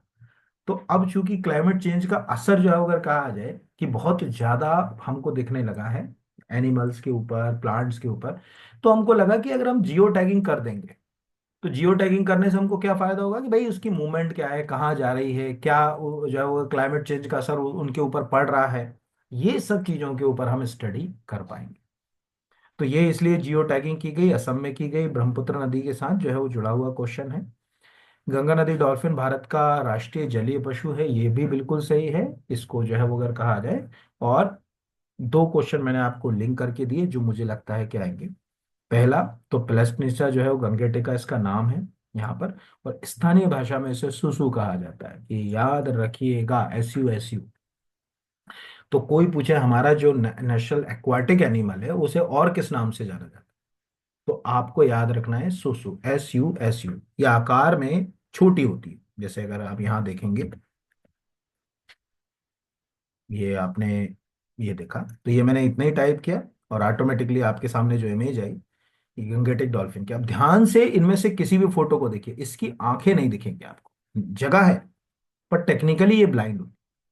ये इनके साथ एक बहुत बड़ी जो है अगर कहा जाए चैलेंज है, उसके बाद भी ये सर्वाइव कर रही हैं। पर क्लाइमेट चेंज का असर तो इनके ऊपर दिख रहा है, आकार में काफी छोटी हैं, देखने में ही आपको समझ पड़ रहा होगा कि बहुत बड़ी नहीं है यहाँ पर। तो ये गंगा रिवर डॉल्फिन की एक खासियत है। तो आप जो है वो अगर कहा जाए, ये लिखा ना, देखो जितने आर्टिकल्स हैं, देखो ये अभी के ही है ना, ये लिखा ना वाई द फर्स्ट एवर जो है सैटेलाइट टैगिंग, तो ये द इंडियन एक्सप्रेस का आर्टिकल है। क्यों ये आर्टिकल आया, तो आपको खुद समझ पड़ा कि भाई इंडियन एक्सप्रेस वाले ने ये आर्टिकल छापा है, तो क्यों छापा है। तो why the first ever satellite tagging the Gangetic dolphin, तो हमें समझ पड़ रहा है कि भाई क्या क्लाइमेट चेंज का असर उनके ऊपर हो रहा है, उसको अपन कैसे जो है वो दूर कर सकते हैं, रोक सकते हैं, वो सब चीजों की जानकारी हमको इससे मिलेगी यहाँ पर, है ना। तो ये अच्छा हेल्दी क्वेश्चन है, चारों पांचों बातें आपको याद रखना है। मुझे लगता है कि शायद ये क्वेश्चन आपको आ जाए, ये जो लिखा ना कि उसे और किस नाम से जाना जाता है, ये प्रश्न बन सकता है। ये प्रेस रिलीज है गवर्नमेंट ऑफ इंडिया का, जो मैंने लगा दिया, तो इस पे भी कोई क्वेश्चन बनेगा तो आपको आइडिया होना चाहिए। फिर अगला क्वेश्चन भी इंपॉर्टेंट है, इसको आप अपने स्तर पर बहुत अच्छे से पढ़िए, कभी हम स्टैटिकली कुछ टॉपिक्स कराएंगे रिवर वगैरह के तो उसमें इसको और विस्तार से पढ़ाएंगे। अभी जो काम का है वो समझिए, पार्वती काली सिंध चंबल लिंक परियोजना, ये सबको रट गया कि रिवर लिंक प्रोजेक्ट के अंदर ये है। 72,000 करोड़ रुपए के अप्रॉक्स इसकी कॉस्ट आ रही है। तो वो जो लागत है उसमें सेंट्रल गवर्नमेंट कितनी फंड कर रही है, तो 90%। तो पहले तो समझ लीजिए इस प्रश्न के उत्तर को, यहाँ अगर आप एक प्रेस रिलीज देखेंगे MP गवर्नमेंट का, तो उसमें तीन चार चीजें हमारे काम की। पहला है कि इस परियोजना की 72,000 करोड़ रुपए की ये परियोजना है, जिसमें मध्य प्रदेश को 35,000 करोड़ और राजस्थान को 37,000 करोड़ रुपए का व्यय करेंगे। केंद्र की इस योजना में कुल लागत का 90% केंद्रांश और 10% राज्यांश है। यहाँ पर यानी 35,000 में हम ये मान के चलें कि लगभग 3,500 करोड़ रुपए मध्य प्रदेश सरकार, और बाकी जो बचा हुआ अंश है वो केंद्र सरकार देगी। और इससे जो परियोजना से श्योपुर, भिंड, मुरैना, शिवपुरी, गुना, अशोकनगर, आगर, ये जिलों के नाम आपको याद रख। अब कैसे याद रखोगे, सिंपल है, एक एमपी का मैप ड्रॉ करो और मैप में ये जिले जो है वो लिंक कर लो। तो इसका जो है वो क्वेश्चन आपको बनना ही है, ये जो हर जगह लिखा हुआ है यहाँ। तो आप समझो प्रश्नकर्ता प्रश्न कैसे पूछता है। अभी दोनों आर्टिकल्स में आपको एक खास क्या चीज मिल रही है, ऊपर इस आर्टिकल में भी लिखा हुआ है 90% केंद्र राशि, ये तो खुद जनसंपर्क का है। नीचे दैनिक भास्कर का है तो क्या लिखा हुआ है, 72,000 करोड़ की परियोजना, 90% राशि केंद्र देगा, मध्य प्रदेश की सूरत बदलेगी। तो अब हमारे दिमाग में एक कंसेप्ट क्लियर है कि यार वो आर्टिकल की हेडिंग में 90% की बात ज्यादा कर रहा है, 72,000 72,000 करोड़ रुपए की बात ज्यादा कर रहा है, तो वो प्रश्न तो पूछेगा ही पूछेगा। तो बाकी तो अब किन किन जिलों को, वो तो आप खुद अपने स्तर पर, मुझे लगता है कि ये अभी दैनिक भास्कर में आर्टिकल आया ही था, आप इसमें से भी 18 तारीख के न्यूज़पेपर में से पूरा आर्टिकल बना सकते हो। और ये रिवर लिंक प्रोजेक्ट के साथ जो है वो है। तो अब रिवर लिंक प्रोजेक्ट में ये मध्य प्रदेश में मतलब अगर कहा जाए दूसरा प्रोजेक्ट है। देखो इसके पहले हमने देखा है कि केन बेतवा लिंक प्रोजेक्ट के ऊपर हम काम करना शुरू कर चुके हैं, वो प्रोजेक्ट ऑलमोस्ट जो है वो शुरू हो चुका है। दूसरा ये वाला है। कई लोग सोचते थे कि वो जो छिपरा नर्मदा लिंक प्रोजेक्ट है वो रिवर लिंक प्रोजेक्ट का हिस्सा नहीं। ठीक है, ये ध्यान रखिएगा, रिवर लिंक प्रोजेक्ट जो शुरू किया भारत सरकार ने, मैं आपको एक और अच्छी चीज दिखा दूं सबको। River link project, PIV, actual Shipra Narmada link project एक जो अगर कहा जाए पाइपलाइन प्रोजेक्ट है, उसमें तो जो है अगर कहा जाए एक पंप सेट से पानी जो है डाला जा रहा है, तो आप कभी भी मत सोचिएगा कि वो गवर्नमेंट ऑफ इंडिया का जो नेशनल रिवर लिंक प्रोजेक्ट है उसके अंदर छिपरा नर्मदा लिंक प्रोजेक्ट है, उसका कंपोनेंट है ही नहीं। तो अभी आपको यहां पर दिख रहा होगा, ये पुराना प्रेस आर्टिकल है, आपको दिख रहा है कि कुल 30 हम लिंक प्रोजेक्ट ला रहे हैं, 16 जो है वो पेनिसुलर हैं प्रायद्वीपीय नदियां, और 14 जो है वो हिमालयन नदियां हैं जिनमें साल भर पानी रहता है। हम पेनिसुलर रिवर में ही आएंगे। तो मध्य प्रदेश में अगर हम ध्यान से देखें, इसमें नीचे चले आए तो पहला, आप किन किन का हमको लाभ मिलेगा और टोटल जो है वो मध्य प्रदेश में कौन है, तो देखा होगा गोदावरी कृष्णा लिंक प्रोजेक्ट में लाभ में हम भी, हमारे राज्य का प्रोजेक्ट नहीं है, कभी मत सोचना। लेकिन जिन राज्यों को जो अगर कहा जाए कि भाई किन राज्यों से इसकी स्वीकृति लेना पड़ेगी, किन राज्यों में है, तो ये महानदी प्रोजेक्ट में भी आपको जो है वो अगर कहा जाए मध्य प्रदेश से स्वीकृति की जरूरत पड़ेगी, गोदावरी से आपको स्वीकृति की जरूरत पड़ेगी। ये एक स्वीकृति किन राज्यों से अगर कहा, और सीधे जो लाभ मिलने वाली बात है कि भाई सीधे, तो ये यहाँ पर आपको दिख रहा होगा केन बेतवा, केन बेतवा उत्तर प्रदेश और मध्य प्रदेश राज्य, इसका सीधे कंपोनेंट का लाभ हमको मिलेगा। दूसरा पार्वती काली सिंध चंबल, ये आपको दिख रहा है जो अभी उद्घाटन हुआ, तो मध्य प्रदेश उत्तर प्रदेश राजस्थान, ठीक है, ये आ गया इसके अंदर। और तीसरा है इसी के अंदर जो पार्वती काली सिंध जो चंबल है, इसके दो कंपोनेंट, वो है पार्वती कूनो सिंध। तो पार्वती कूनो सिंध मध्य प्रदेश और राजस्थान। और सबसे ज्यादा गलत होने वाला है ये पार तापी नर्मदा लिंक प्रोजेक्ट। जैसे ही वो पार तापी नर्मदा आएगा तो लगेगा अरे यार तापी तो हमारे यहीं से जाती है, तो मध्य प्रदेश होगा, पर पार तापी नर्मदा लिंक प्रोजेक्ट में महाराष्ट्र और गुजरात दो स्टेट को जो अगर कहा जाए कंपोनेंट के अंदर जो है वो रखा गया। क्योंकि वो पार तापी, जैसे ही वो पार तापी लिखा आता है ना, तो दिमाग कहाँ चला जाता है कि अरे यार, मतलब वो तापी पे ही दिमाग जाएगा, और तापी को आप जो है वो मध्य प्रदेश से ही जोड़ोगे, क्योंकि अरे हमारे यहीं से जो अगर कहा जाए बह रही, तो हम इसमें जो अगर कहा जाए कि कुछ जो है वो बात करें मध्य प्रदेश की, नहीं। तो अभी ये आपको छोटी छोटी सी चीजें हैं जो एग्जाम में आती हैं, यहाँ पर ऑलमोस्ट आपको समझ पड़ गया कि जिन स्टेट से कंसर्न करने की जरूरत है उनमें हमारा नाम कहाँ कहाँ आ रहा है। ये क्वेश्चन हमको कहीं नॉर्मली लिखेंगे, बट एग्जाम में ऐसे क्वेश्चन जो है वो हमेशा पंच किए जाते हैं। अगला क्वेश्चन भी इंपॉर्टेंट की डेफिनेशन। हाल ही में पद्मश्री पंडित स्वपन चौधरी को तानसेन पुरस्कार 2023 से, अभी ग्वालियर में जो तानसेन समारोह हुआ था उसमें सम्मानित किया गया। अब वो क्या होगा कि ज्यादातर लोगों ने इसको याद कर लिया कि भैया तानसेन समारोह में तानसेन पुरस्कार जो है वो पंडित स्वपन चौधरी को दिया गया, ये हो गया, बाकी छोड़ दिया। ये भूल गए कि वो वोकलिस्ट हैं, कि कोई मुझे अगर कहा जाए कोई वाद्य यंत्र बजाते हैं और कौन सा वाद्य, ये हम भूल जाते हैं। आप खुद देखिए, अगर आप अपने आप से भी प्रश्न देखिए, हमेशा हर प्रश्न को अपने आप से करना चाहिए कि अगर ये प्रश्न आ जाता तो हम इसको कितना कनेक्ट कर पाते। तो तबला से जो अगर कहा जाए जुड़े हुए हैं, तो ये लिखा हुआ है हर जगह, आप पहली लाइन देखिए, पंडित स्वपन चौधरी को मिला तानसेन अलंकरण, बोले फैमिली में सभी डॉक्टर लेकिन मैं तबला वादक बना। यहाँ पर ये आर्टिकल जो है वो तो लिखा हुआ है, समारोह में तबला वादक पंडित स्वपन चौधरी को मिला तानसेन समारोह। तो ये लिखा हुआ है पंडित स्वपन चौधरी कोलकाता को जो है वर्ष 2023 के लिए राष्ट्रीय तानसेन सम्मान से विभूषित किया गया। साथ ही इंदौर की संस्था सरंदा न्यास ने राजा मानसिंह तोमर सम्मान से अलंकृत किया। यहाँ पर ये इसको राजा मानसिंह सम्मान मिला, ये दोनों अलग अलग है। राजा मानसिंह तोमर सम्मान, ये यहाँ पर अगर कहा जाए है इंदौर की संस्था सानंद न्यास, इसको मिला है राजा मानसिंह तोमर सम्मान। इनको मिला है तानसेन सम्मान। ये दोनों जो है वो मुझे लगता है कि एग्जाम के लिए इंपॉर्टेंट हो सकते हैं। तानसेन सम्मान में 5 लाख रुपए की सम्मान राशि दी जाती है यहाँ पर। अगला क्वेश्चन भी इंपॉर्टेंट है। इंपॉर्टेंट कौन सी है ये समझ ले। तो आपको दिख रहा है कि अभी हाल ही में 567 व्यक्तियों को वार्मम थेरेपी प्रदान कर Guinness book of the world record बनाया गया। एग्जैक्टली इस थेरेपी को मर्म थेरेपी भी कहा जाता है, मर्म कला। तभी आप एक हिंदुस्तानी नाम की मूवी थी कमल हसन की, भी उसका एक पार्ट 2 भी आया था जो बकवास था। वो पहली वाली देखेंगी तो उसमें मर्म कला के बारे में बताया गया। हमारे शरीर में कुछ ऐसे जॉइंट्स होते हैं, कुछ ऐसे बिंदु होते हैं जिनके ऊपर प्रेशर डाल के हम किसी तरह के रोग को ठीक कर सकते हैं, दर्द को ठीक कर सकते हैं। उसको मर्म कला कहा जाता है। ये सिद्ध आयुर्वेद का हिस्सा है, और सिद्ध जो है वो तमिलनाडु का गढ़।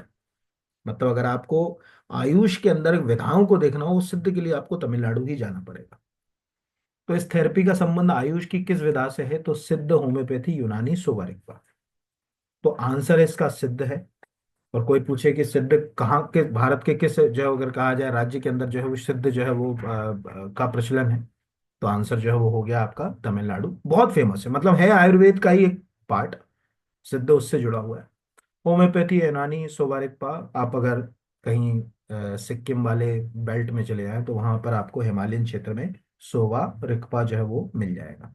तो ये आयुष की विधा है। मैंने एक आर्टिकल भी लगाया है पीआईबी का, प्रेस रिलीज का, गवर्नमेंट ऑफ इंडिया का, कि राष्ट्रीय सिद्ध संस्थान ने एक साथ 567 व्यक्तियों को वर्मम थेरेपी प्रदान कर Guinness book of the world record बनाया। आज चेन्नई के ताम्रम में। चेन्नई क्यों? क्योंकि सिद्ध आयुर्वेद कभी कोई पूछे, जैसे एक सिंपल आप कीवर्ड यहाँ क्या टाइप करें, सिद्ध आयुर्वेद चिकित्सा, तो आपको भारत के दूसरे राज्यों में नहीं मिलेगी। दूसरे राज्यों में आयुर्वेद, लेकिन ये तमिलनाडु की है। लेकिन ना, सिद्ध आयुर्वेद भारत के तमिलनाडु की एक पारंपरिक चिकित्सा पद्धति है। भारत में इसके अतिरिक्त आयुर्वेद और यूनानी चिकित्सा पद्धति भी प्रचलित है। तो आप जहां जहां सिद्ध पढ़ेंगे वहां आपको तमिलनाडु की ही स्टोरियां मिलेगी। जहां जहां ये लिखा ना कि सिद्ध तमिलनाडु से उत्पन्न होने वाली सबसे पुरानी औषधीय प्रणाली में से एक है। सिद्ध शब्द का एक तमिल है, सिद्धि से बना हुआ है, जिसका अर्थ है उपलब्धि या पूर्णता। सिद्ध औषधि प्रणाली में केवल बीमारी का इलाज ध्यान केंद्रित करती है, डस डस डस। और मर्म कला भी जो है वो उससे जुड़ी हुई है। तो इसके लिए खुद इसका अब मतलब अगर कहा जाए गवर्नमेंट ऑफ इंडिया का ये इंस्टीट्यूट है, और यहाँ से आप इसके बारे में अपने स्तर पर जो है वो मतलब अगर कहा जाए पढ़ भी सकते हैं। और ये अभी इस तरह के जो पॉइंट्स होते हैं जो आपको दिख रहे हैं, ऐसे पॉइंट देखना, तो वो पिक्चर थी हिंदुस्तानी से ऐसे उंगली घुमा के मारता है, तो वो जो उसके पॉइंट्स हैं उनको मतलब उसको पैरालाइज हो जाता है टेम्परेरी जहाँ पर। तो वो भी हमारे सामने प्रश्न जो है वो पूछा जा सकता है। अगला क्वेश्चन भी हमारे लिए इंपॉर्टेंट है। हाल ही में फ्रांस के मायोटा द्वीप चीडो चक्रवात के कारण चर्चा में है। ये द्वीप किस महासागर में स्थित है ना? प्रशांत महासागर, हिंद महासागर, दक्षिण चीन सागर, अटलांटिक। अब प्रश्नकर्ता ने वर्ड दे दिया फ्रांस। अब मान के चलो अगर आपने मैप रीडिंग नहीं करी तो आपका दिमाग जो, एक तो जबरदस्त तबाही आई इतनी कि आप सोच नहीं सकते। मतलब द्वीप, आधा द्वीप ही साफ हो गया पूरा, मायोटा जो है। तो वो जो साइक्लोन था, ये फ्रांस की एक कॉलोनी है, उपनिवेश है मायोटा। आज भी कई सारे कॉलोनीज हमको देखने, ब्रिटेन के पास भी बहुत सारे जो है उपनिवेश हैं, और फ्रांस के पास भी ऐसे हैं, पुर्तगाल के पास भी हैं छोटे छोटे उपनिवेश। हम भी किसी जमाने में उपनिवेश थे, अब नहीं है। तो एक तो ये है कि ये इंडियन ओशन। तो पहले तो आप यहां पर इस चीज को देखें कि फ्रांस यूरोप में है लेकिन मायोटा अफ्रीका के अंदर आता है। जब आप अफ्रीका में मेडागास्कर के आसपास का क्षेत्र देखेंगे यहाँ पर, तो ये आप इमेज पे जाएं, आप ये मेडागास्कर देख रहे हैं यहाँ पर, ये है ना, और ये है मायोटा। ये वही जो अगर कहा जाए केप ऑफ गुड होप वाला रूट है जहां से फ्रेंच, पुर्तगीज भारत आए। आपको याद होगा कि पहले यही वाला रूट हुआ करता था जिससे जो है वो फ्रांसीसी, पुर्तगाली ब्रिटिशर्स अपने जहाज़ों से भारत आते थे। बाद में सुएज कैनाल बन गई तो ये रूट अब उपयोग में हम लोग नहीं लेते। अब सुएज कैनाल वाले रूट से जो लगभग 8 साढ़े 8 हजार किलोमीटर का हमारा रन क्या हो गया, कम हो गया। तो आज भी ये आइलैंड टेक्निकली अगर कहा जाए कि एक छोटा सा आइलैंड है, जो कि आपको दिख रहा होगा कि ये इंडियन ओशियन के अंदर है, मेडागास्कर के काफी पास दिखाई दे रहा है। अभी यहाँ पर अगर कहा जाए मायोटा आइलैंड के आगे अगर आप साइक्लोन यहाँ पर सी कर लेते तो आपको वो, एक सेकेंड यहाँ पर इमेज पे जा रहा हूँ इसलिए, तो यहाँ पर अगर पढ़ते आप तो इसमें आपको काफी सारे क्वेश्चन जो है वो यहाँ पर मिल जाते। तो अभी ये तो ऑलमोस्ट बहुत बुरी इसकी हालत रही यहाँ पर। तो साइक्लोन डेथ टोल मयोटा, ये बहुत सारे न्यूयॉर्क टाइम का आर्टिकल है, ब्रिटेनिका के ऊपर है। अब हमारे काम का क्या है? पहला तो हमारे काम का यही है कि भाई आपसे ये पूछेगा कि वो किस कंट्री का आइलैंड है, तो हमारे सामने जो अगर कहा जाए कि ये आइलैंड जो है वो फ्रेंच है। दूसरा वो कहाँ है, ये पूछ सकता है, या आपसे ये भी पूछ सकता है कि जो चीडो नाम का जो साइक्लोन है वो कहाँ आया। ये भी जो अगर कहा जाए कि प्रश्न जो है वो पूछा जा सकता। अब क्या पूछेगा, देखने वाली बात है, बट बड़ा जबरदस्त इसमें तबाही आई, मतलब देखने लायक तबाही थी ये कहा जा सकता। तो इसके बाद जो है वो एक तो यहाँ पर आपको दिख रहा होगा चीड़ो तूफान से भारी तबाही, फ्रांस ने कर्फ्यू लगाया यहाँ पर। दूसरा के प्रधानमंत्री ने फ्रांस के मायोटा में चक्रवात चीड़ो से हुई तबाही पर गहरा दुख जताया। ये प्राइम मिनिस्टर का ट्वीट भी है यहाँ पर। तो ऑलमोस्ट समझ पड़ गया होगा कि किस तरह का क्वेश्चन पंच होगा। अब ये क्वेश्चन भी याद रखिएगा, हाल ही में रूस द्वारा कैंसर के लिए दुनिया का पहला mRNA वैक्सीन जो है वो बनाया गया। वर्तमान में भारत में निम्नलिखित में से किस कैंसर के लिए, अब यहाँ पर रूस का पहला आ गया ना तो कहानी खत्म। लोगों को लगता है कि इसके अलावा कहीं कैंसर का कोई वैक्सीन है। ट्रूली तो ये कैंसर का पहले ही वैक्सीन है। हमारे यहाँ के कैंसर के वैक्सीन की भी कहानी थोड़ी सी अलग है, वो भी मैं बताता हूँ। पहले तो ये सर्वाइकल कैंसर, महिलाओं को इस समय सबसे ज्यादा जो अगर कहा जाए होने वाला कैंसर है सर्वाइकल कैंसर, जो वेजाइनल ट्रैक्ट से अंदर की ओर इन्फेक्शन से जो है वो हो जाता है, और इसमें डेथ रेट भी काफी है। और इसके लिए बकायदा सरकार अवेयरनेस जो है वो चला रही है, वैक्सीनेशन प्रोग्राम भी चला रही है, क्योंकि ये वायरस के संक्रमण से फैलता है। जीवन शैली से इसका बहुत ज्यादा संबंध नहीं है, ये वायरस से होता है। अब वो जो अगर कहा जाए कैसे होता है और ये प्रश्न क्यों इंपॉर्टेंट है और किस तरह का प्रश्न बनेगा, कैंसर यानी ओंकोलॉजी से रिलेटेड बात अब हम कर रहे हैं। तो पहले तो हम थोड़ा सा नीचे जाएं, आपको एक आर्टिकल सिंपल न्यूज़पेपरों में बहुत अच्छा, दैनिक भास्कर, मैं तो दैनिक भास्कर ही पढ़ता हूँ, इतनी चीजें मिल जाती हैं आपको एग्जाम क्वालिफाई करने के लिए, आप सोच नहीं सकते। रूस ने बनाई पहली कैंसर वैक्सीन, अगले साल तक फ्री में लगाएगा। अभी हमारे लिए कि कितने में लगाएगा, कितने लोगों को लगाएगा, कितने लाख की होगी, ये सब बेबुनियादी बातें, अपन समय क्यों खराब करें इनके ऊपर चर्चा करें। हमारे लिए काम का है कि भाई पहली हो गई यहाँ पर, लेकिन क्या हमारे पास कुछ है जो कैंसर को रोक सकता है वैक्सीन के रूप में। तो यहाँ एक आर्टिकल छपा हुआ है और ये ट्रूली सही आर्टिकल है। ये लिखा हुआ है कि सर्वाइकल कैंसर को रोकने में कारगर है। यहाँ पर देखिए, यहाँ से मैं पढ़ रहा हूँ आपको, यहाँ कि फिर भी देश में अभी तक एक ही कैंसर वैक्सीन उपलब्ध है। इसे सीरम इंस्टीट्यूट ऑफ इंडिया के द्वारा तैयार किया गया। ये सर्वाइकल कैंसर रोकने में कारगर है। ये एचपीवी, देखो एचपीवी जो अगर कहा जाए वायरस होता है, ये सबसे ज्यादा कॉमन जो है उसका कारण है। आपने कई बार देखा होगा किसी किसी को मस्से हो जाते हैं, देखोगे यहाँ पर गले पे हो गए, और भी कई जगह शरीर में जो है मस्से होते हैं। लोगों को लगता है यार मसे ऐसे हो गए, वो देसी इलाज करा रहे, कोई घोड़े की बाल से बांध के जो अगर कहा जाए उसको कटवा रहे, कहीं उसको जला रहे। एक्चुअल ये वायरल इन्फेक्शन, और किसी का टॉवेल या किसी की चीज को, या सेक्सुअल ट्रांसमिटेड भी है, ये भी मैं आपको बोलूँ एसटीडी के अंदर भी आता है। एचपीवी जो वायरस है सेक्सुअली ट्रांसमिटेड, जीवन साथी से दूसरे जीवन साथी को जो है वो मिल सकता है। इससे महिलाओं में इसी वायरस से, एचपीवी वायरस से होता है सर्वाइकल कैंसर। तो जो इस समय भारत में बहुत ज्यादा है। तो अभी हमारे पास ऐसा नहीं है कि कोई कैंसर का वैक्सीन, एग्जैक्टली ये वैक्सीन जो हम बात कर रहे हैं ये उस एचपीवी वायरस को रोक देगी, उसके खिलाफ निरोध है ये एक प्रकार का, जिसका बेनिफिट होगा कि वो सर्वाइकल कैंसर होने की संभावना है ना के बराबर।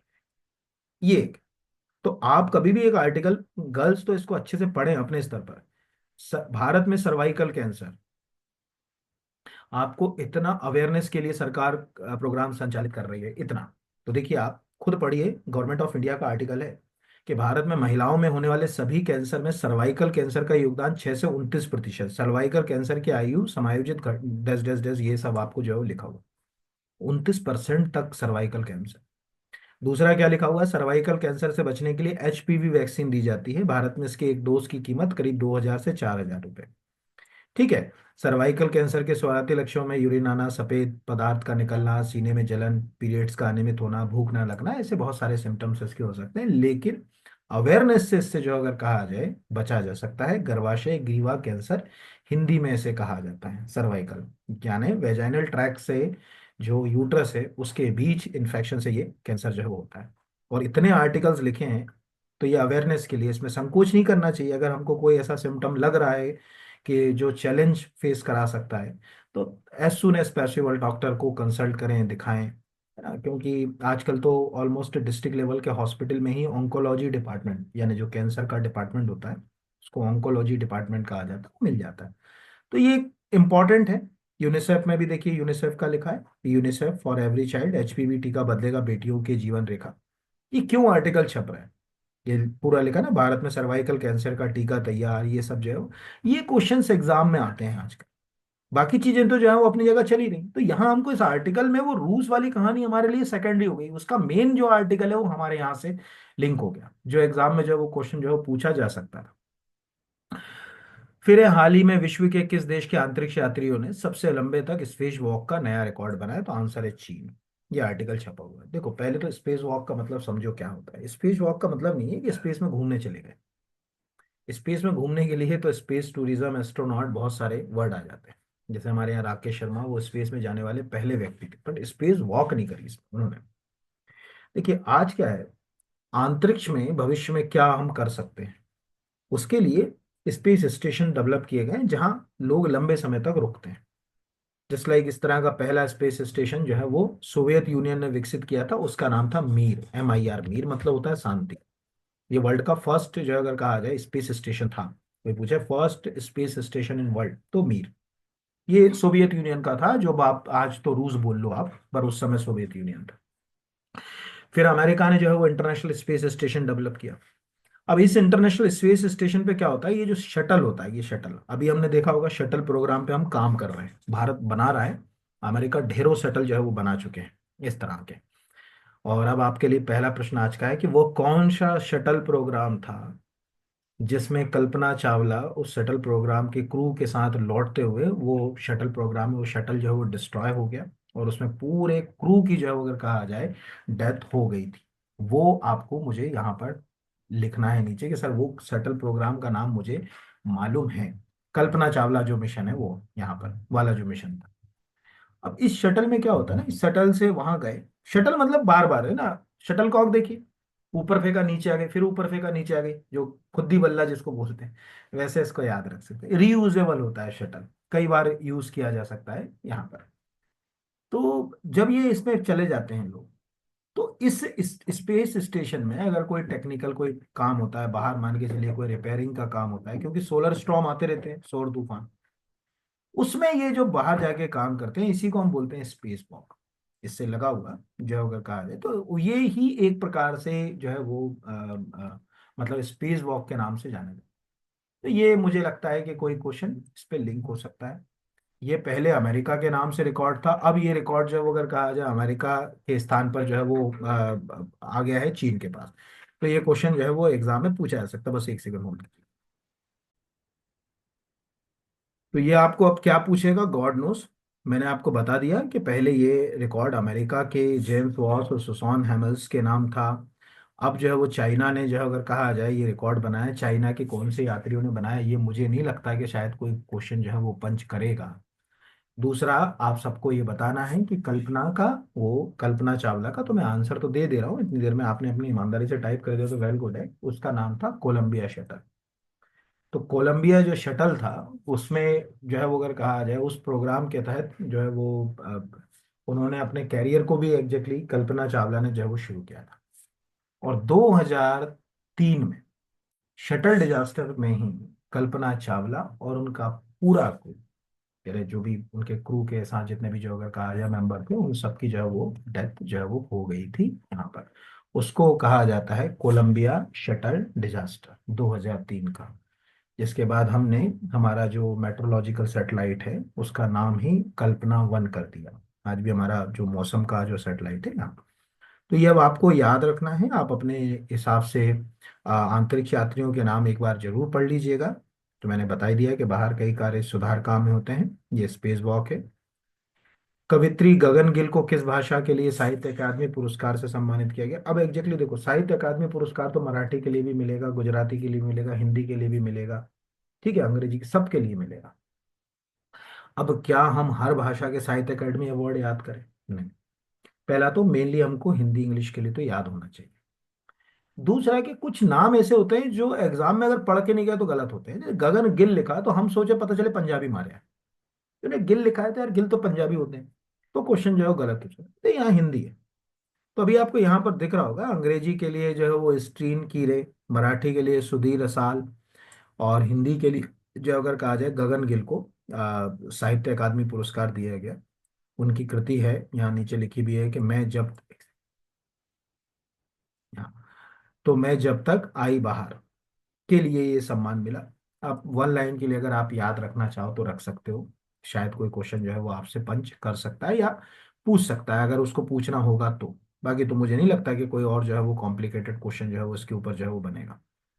तो ये क्यों आ सकता है वो ऑलमोस्ट जो है वो मैंने आपको आंसर जो है वो दे दिया यहाँ पर।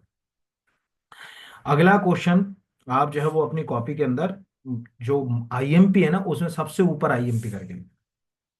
भारत किस वर्ष पैरा एथलेटिक वर्ल्ड चैंपियनशिप की मेजबानी करेगा? 2025। अभी आपको दिख रहा होगा, यहाँ पर एक आर्टिकल छपा है कि भारत क्रिकेट के कई बड़े टूर्नामेंट का आयोजन करते देखने को मिलता है, लेकिन दूसरे खेलों में ग्लोबल इवेंट के आयोजन कराने का मौका नहीं मिलता। ठीक है, हालांकि अब समय बदल गया है।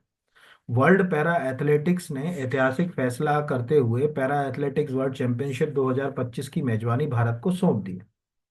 पहली बार भारत में इस तरह के वैश्विक ग्लोबल जो है वो सपोर्टिंग इवेंट का आयोजन हो रहा है। ये अपने को जो है वो याद रखना है, पहला। चौथी बार एशियाई देश जो है वो अगर कहा जाए, एक सेकंड होल्ड कीजिएगा।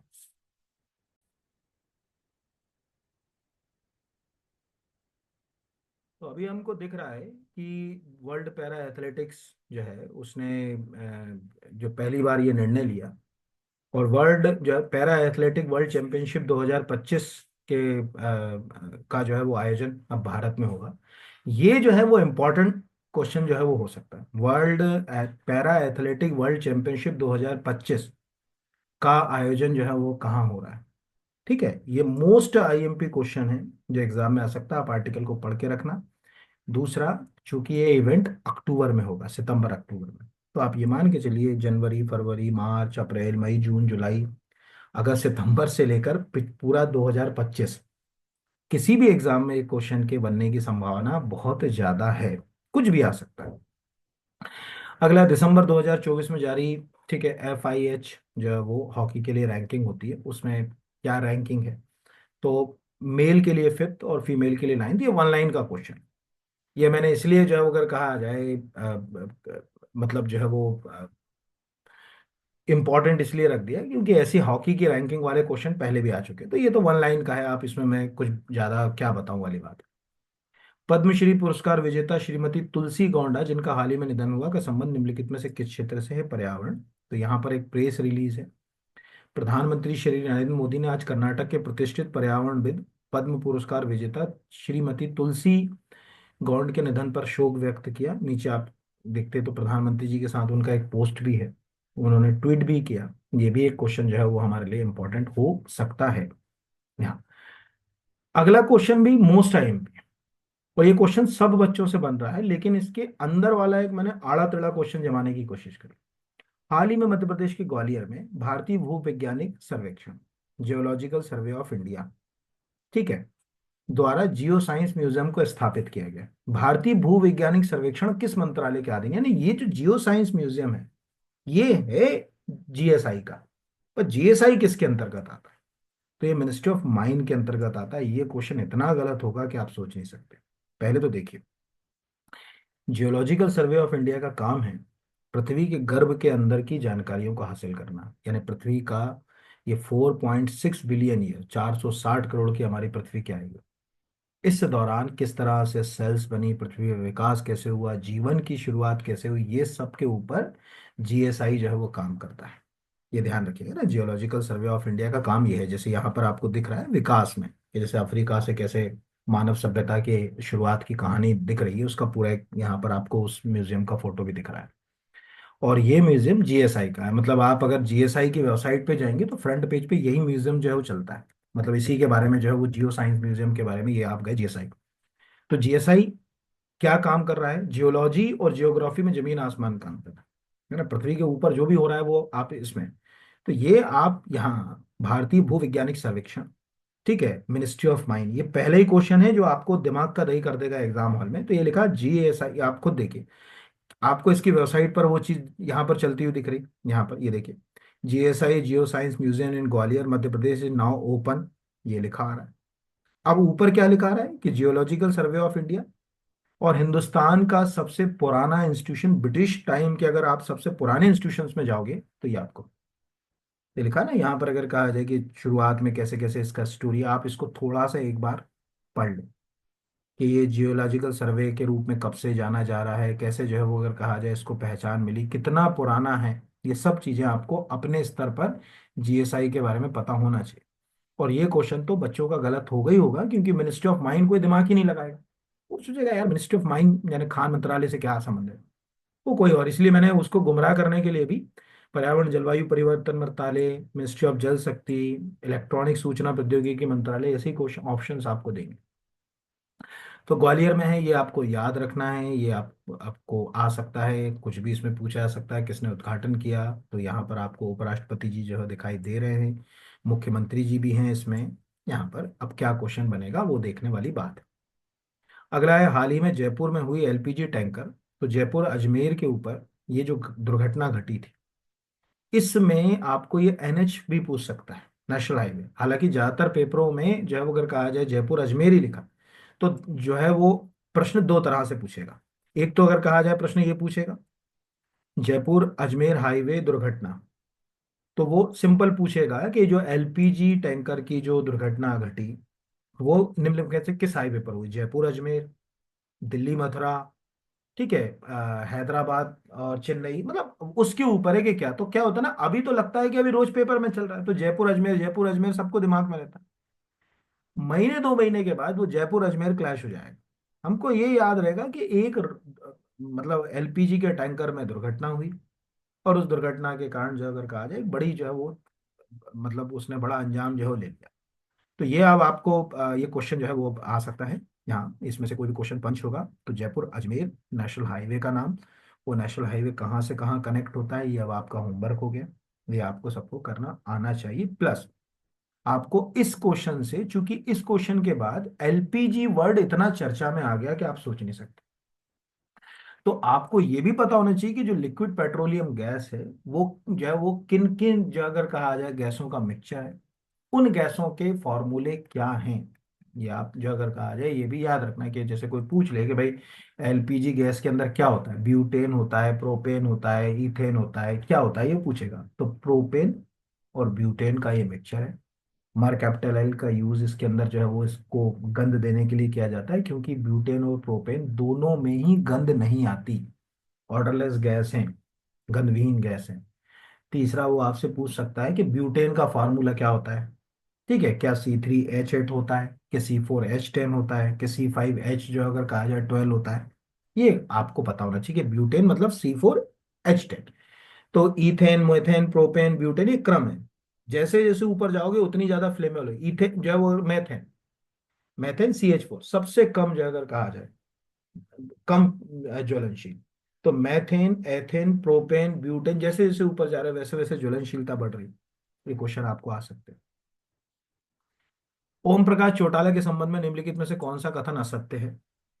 तो पहला प्रश्न क्या आ सकता है ये समझिए। एक तो वो 5 बार जो है वो हरियाणा के चीफ मिनिस्टर है, तो बड़ी हस्ती थे। अगर कोई व्यक्ति 5 बार चीफ मिनिस्टर है तो प्रश्न तो बनता ही। तो उनके पिता चौधरी देवीलाल भारत के उप प्रधान थे, 6वें उप प्रधानमंत्री थे उनके पिता, ये याद रखें। हिंदुस्तान के इतिहास में अब तक 7 वॉइस जो अगर कहा जाए प्राइम मिनिस्टर, सॉरी वॉइस निकल गया, डिप्टी प्राइम मिनिस्टर हुए, 7 उप प्रधानमंत्री। आप में से जिसको बिना इंटरनेट के ऊपर सर्च किए सातों के नाम पता हो वो नीचे मैसेज करे कि सातों मुझे पता है। और उप प्रधानमंत्री के लिए संविधान में कहीं कोई प्रावधान नहीं है। ये कंफर्ट जोन के लिए उप प्रधानमंत्री उप मुख्यमंत्री के पद जो है वो सृजित किए जाते हैं। तो पहले उप प्रधानमंत्री तो सबको ही मालूम है, ठीक है, सरदार वल्लभ भाई पटेल थे। ये आपको याद रखना। उसके बाद फिर जो है वो क्रम में आप पूरा मुझे बताएं। यहाँ दूसरा कि वे हरियाणा के 5 बार मुख्यमंत्री रहे। ये उनके पिता चौधरी देवीलाल भी, यानी पिता पुत्र दोनों जो है वह मुख्यमंत्री के पद पे रहे। ये बिल्कुल वैसा ही जैसे मध्य प्रदेश में पंडित रविशंकर शुक्ल जो थे, उनके लड़के भी चीफ मिनिस्टर रहे मध्य प्रदेश के। फिर उनके पिता चौधरी देवीलाल ने लोक दल नामक पार्टी की स्थापना की। ये गलत है। लोक दल पार्टी चौधरी चरण सिंह की थी। वही चौधरी चरण सिंह जो भारत के प्रधानमंत्री भी बने और संसद का जो मुंह नहीं देखा, क्योंकि वो बहुत समय तक प्रधानमंत्री के पद पे रह ही नहीं पाए। तो ये क्वेश्चन गलत हो सकता है। इनकी जो पार्टी उसमें भी लोकदल है, लेकिन उसका नाम है इंडियन नेशनल लोकदल। खाली लोकदल अगर लिखा आ जाए तो चौधरी चरण सिंह की पार्टी थी। आपको ये क्या बेतुका ऐसे प्रश्न भी आ सकते हैं कि यस, पूछे जा सकते। तो अभी आपसे ये पूछे जा सकता है, हो सकता है कि ओम प्रकाश चौटाला से लिंक करके वो चौधरी देवीलाल के बारे में। तो ऐसे भी ओम प्रकाश चौटाला आपको मालूम है, अभी उन्होंने 10वीं और 12वीं की परीक्षा जब 87 ईयर की एज में, कम 87 या 83 ऐसा कुछ एज तो मुझे याद नहीं है, जब पास की, उस पर वो 10वीं नाम की मूवी भी बनी, अभिषेक बच्चन वाली, तब भी वो चर्चा में थे। ठीक है, उनको तिहाड़ भी जाना पड़ा, ये भी तब भी चर्चा में थे। तो प्रश्न लिंक होते हैं। इस बहाने कम से कम आपको एक चीज तो समझ पड़ गई कि एक उप प्रधानमंत्री का नाम आपको चौधरी देवीलाल का जो है वो याद रहा या पूछा जा सकता है। तो हरियाणा और देश की सियासत में चौधरी देवीलाल ताऊ मशहूर रहे। वे देश के डिप्टी पीएम भी थे। देवीलाल की 5 संतानों में 4 बेटे, ओम प्रकाश चौटाला एक है, बाकी बेटों में डैश डैश डैश, ये हमारे काम के नहीं है।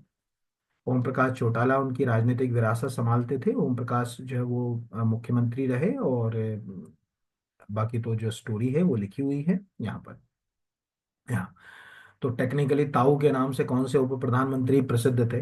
अब आप अभी बात कर रहे हो ओम प्रकाश चौटाला की, पर पेपर वाला आर्टिकल में उनके पिता की भी पहचान, जैसे आज अब हम अभिषेक बच्चन की बात करते हैं, तो हम अमिताभ बच्चन के बिना तो बात नहीं कर सकते ना। पहचान तो अमिताभ बच्चन की ज्यादा बड़ी है, उनका जो है वो कद जो है वो काफी बड़ा है। तो अब उनको पहचान किससे मिली? उनको पहचान उनके पिता से मिली, चौधरी देवीलाल से। तो वो चौधरी देवीलाल की कहानी भी यहाँ पर उन्होंने लिख दी। फिर अगला है, किसान कवच के संबंध में कौन सा कथन असत्य है? किसानों को कीटनाशकों से होने वाले हानिकारक प्रभावों की रोकथाम के लिए कीटनाशक रोधी बॉडी सूट विकसित किया गया, इसका नाम है किसान कवच। ये बिल्कुल सही है। जब किसान पेस्टिसाइड का छिड़काव करते हैं तो उससे काफी नुकसान भी होते हैं। ठीक है, जो होते हैं वो मैं आपको दिखा भी दूंगा, उसमें किसान कवच यूज किया जाता है। दूसरा, किसान कवच कृषि और किसान कल्याण मंत्रालय द्वारा विकसित किया गया, ये पूरी तरीके से गलत है ना, वो मैं आपको दिखाता हूँ। किसान कवच में ऑक्जिम फैब्रिक नामक तकनीक का उपयोग किया था। ऑक्जिम तो ऐसे भी मालूम होगा, प्लांट में एक हार्मोन होता है ना, उसमें ऑक्जिम नाम का। ऑक्जिम, हालांकि वो स्पेल अलग है, ये अलग है। तो ऑक्जिम फैब्रिक का यूज किया था, ये सही है। और बॉडी सूट को 150 बार धोने पर ये 2 साल तक चल सकता है, ये भी सही है। अब आपको कि ये सब कहाँ से, तो एक तो पहले तो आपको ये ध्यान रखना है कि पीआईबी का ओरिजिनल प्रेस रिलीज। किसान कवच एक अभिनव समाधान जिसे किसानों की सुरक्षा से जुड़ी महत्वपूर्ण चिंता को दूर करने के लिए डिजाइन किया गया है। बेंगलुरु में ब्रिक इन स्टेम द्वारा सेपियो हेल्थ प्राइवेट लिमिटेड के सहयोग से इस बॉडी सूट को विकसित किया गया। ये आपको पहला कि किसने किया। नीचे ये लिखा हुआ है कि 100, ये सरकार कह रही है ना, मैं नहीं कह रहा, 150 बार धोने पर 2 साल तक चल सकता है, ये खुद गवर्नमेंट ऑफ इंडिया के प्रेस रिलीज में।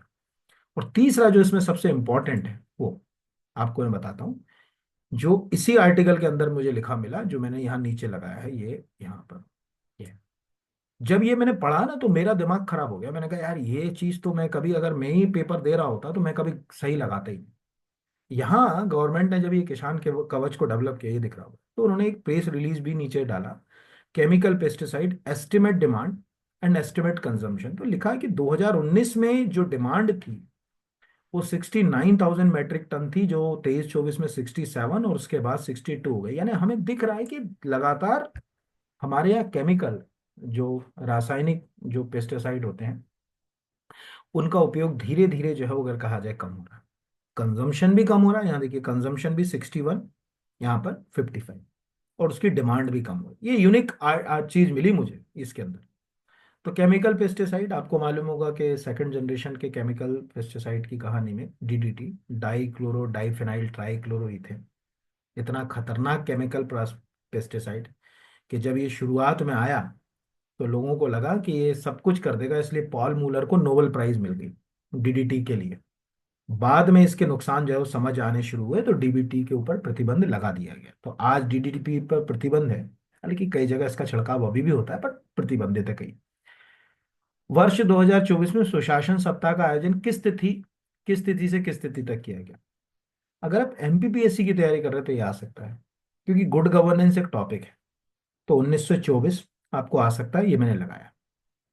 तो प्रशासन गांव की और एक कैंपेन चलाएगी। शहरों में तो हम प्रशासन को ले ही आए, गुड गवर्नेंस गांव में कैसे लाए उसको आधार बनाकर 1924 तारीख तक ये जो है वो सुशासन सप्ताह चला। ये इस तरह से कोई क्वेश्चन आ सकता है। 2024 में किसे मिस इंडिया यूएसए चुना गया? कैटलीन सैंड्रा नील। वन लाइन का है, इसमें कुछ समझाने की जरूरत नहीं है। वन लाइन का क्वेश्चन है, आप अगर याद रखना चाहें तो वेल गुड है, नहीं भी रखना चाहें तो छोड़ सकते हैं। हाँ, कंफ्यूजन ये होगा निकिता पोरवाल से होगा, क्योंकि वो अभी मिस इंडिया है, फेमिना मिस इंडिया है। तो मिस इंडिया वो है, और ये जो अगर कहा जाए मिस इंडिया यूएसए, तो कंफ्यूज मत हो जाना कि वो क्या जो है वो पूछ रहा है, मिस इंडिया पूछ रहा है कि जो है वो अगर कहा जाए ये पूछ रहा है। इस तरह से ये इस वीक के करंट अफेयर्स के टॉपिक थे। बाकी कुछ और भी टॉपिक हैं जो बहुत इंपॉर्टेंट नहीं है, लेकिन एग्जाम में उनसे कोई क्वेश्चन जो है वो पंच हो सकते हैं। वो क्वेश्चंस भी मैं आपको दो चार जो है वो बता दे रहा हूँ जल्दी जल्दी से। जैसे स्क्रीन पर आपको यहाँ पर दिख रहा होगा, एनसीएल ने सिंगरौली में चरक सामुदायिक स्वास्थ्य, अब यहाँ पर जो दिख रहा है चरक, कोलांचल के स्वास्थ्य संजीवनी, कुछ नहीं आया, लेकिन एक सिंपल क्वेश्चन यहाँ पर लिखा हुआ मिल रहा फ्री ऑफ कॉस्ट। वो ये लिख रहा है कि सिंगरौली स्थित कोल इंडिया की नॉर्दर्न कोलफील्ड लिमिटेड। अब आपसे ये पूछेगा कि सिंगरौली किस कोलफील्ड का हिस्सा है? Northern coalfield limited, southern coalfield limited, eastern coalfield limited, central coalfield limited, ऐसा कुछ भी पूछ सकता है। अब वहाँ दिमाग खराब हो गया, सिंगरौली है तो कोयले से संबंधित, नॉर्दर्न है, साउदर्न है, ईस्टर्न है, क्या है, ये कंफ्यूज हो गए। इस तरह के क्वेश्चन एग्जाम में कई बार करंट अफेयर से नहीं आते। वो स्टैटिक क्वेश्चन जो है अगर कहा जाए लिंक हो जाते हैं, उसमें जो अगर कहा जाए कोई क्वेश्चन जो है वो बन सकता है। क्या बनेगा वो अब देखने वाली बात है। ये फोटो जो वहां पर मैंने नहीं दिखाई थी तुलसी कोंडा की, ये यहाँ पर है, ये आप देख सकते हो।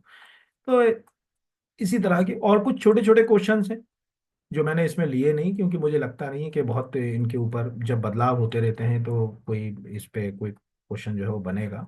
तो वही टॉपिक लिए जो एग्जाम में आ सकते थे। यहाँ तानसेन समारोह आपको याद रखना है, इसमें भी Guinness of the world record बनाया गया, ये भी आप एग्जाम में आ सकता है, कुछ पूछा जा सकता है। उस्ताद जाकिर हुसैन के बारे में अच्छे से पढ़िएगा, कब पद्मश्री मिला, कब पद्म भूषण मिला, कब पद्म विभूषण से जो है वो अगर कहा जाए उनको सम्मानित किया गया, ये भी मोस्ट इम्पॉर्टेंट क्वेश्चन है। जोधिया भाई के बारे में भी थोड़ा पता होना चाहिए। ऐसे ही है, ज्यादा कोई और को। अभी भोपाल में जो अगर कहा जाए 17 से 23, यानी कल ही खत्म हुआ है, 10वां अंतर्राष्ट्रीय वन मेला आयोजित किया गया था। मूल उद्देश्य था कि जो ट्राइब्स के द्वारा जो जनजातियां हैं उनकी मूल आय क्या है, वो है, उनकी मूल आय है लघु वनोपज। उसी से यानी जो माइनर फॉरेस्ट प्रोडक्ट होते हैं, उन माइनर फॉरेस्ट प्रोडक्ट को यहाँ से बेचा गया। उससे उसकी अप्रोच डेवलप की गई कि भाई कल को आप वन मेले के बाद भी कैसे इन माइनर फॉरेस्ट प्रोडक्ट को कहाँ से खरीद पाओगे, कैसे उनसे कोऑर्डिनेट कर पाओगे, संपर्क कर पाओगे, ये क्वेश्चन जो है वो आपसे पूछे जा सकते हैं। दूसरे कुछ क्वेश्चंस मैं आपको दिखा रहा हूँ जो आप अपने स्तर पर करंट से जोड़कर पढ़ने की आदत डालिए। जैसे लिखा है India too soon have second largest metro network. अब ये नहीं पूछेगा कि दुनिया में दूसरा सबसे बड़ा मेट्रो नेटवर्क इंडिया का होगा, लेकिन यहाँ आपको एक स्टैटिक क्वेश्चन मिला इस आर्टिकल में कि यहाँ पर मेट्रो रेल पॉलिसी 2007। अब यही पूछ लिया, मध्य प्रदेश में अभी भोपाल और इंदौर में मेट्रो प्रोजेक्ट चल रहा है, किस मेट्रो रेल पॉलिसी का हिस्सा है?